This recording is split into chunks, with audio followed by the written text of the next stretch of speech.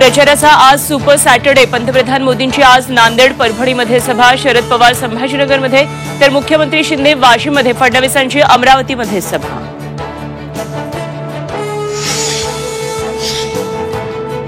सुप्रिया सुळेंनंतर आज सुनेत्र पवार बारामतीच्या कण्हेरी मंदिरातून फोडणार प्रचाराचा नारळ. अजित पवार राहणार उपस्थित.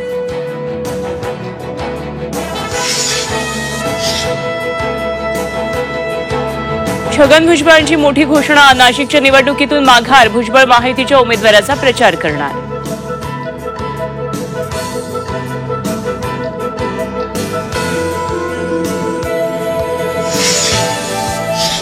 निवडणुकीच्या पहिल्या टप्प्यात देशभरात 62.37% मतदानाची नोंद, तर विदर्भातल्या 5 मतदारसंघात 60.22% मतदान. गडकरी, मुनगंटीवार, विकास ठाकरे, धानोरकर, पारवेंचं भवितव्य ईव्हीएममध्ये बंद.